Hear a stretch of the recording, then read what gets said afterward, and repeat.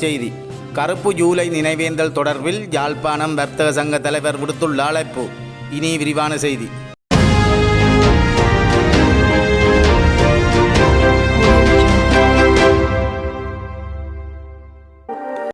தமிழ் மக்கள் மத்தியிலே ஒரு மாறாத வடுவாக நிலைத்து நிற்கின்ற 1983 நடைபெற்ற ஜூலை இனக்கலவரம் அந்த காலகட்டத்திலே தமிழ் மக்களுக்கு ஒரு பெரிய பாதிப்பை ஏற்படுத்தி இருந்தது.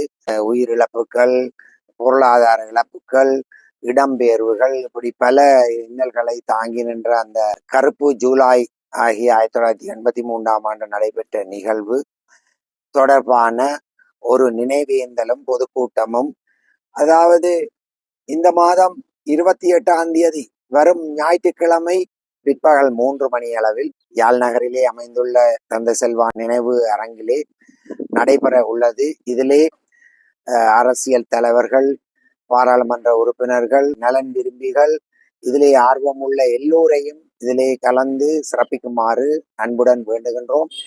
இதை யாழ் வணிகர் கழகத்துடன் இணைந்து பொது அமைப்புகள் ஏற்பாடு செய்திருக்கின்றார்கள்.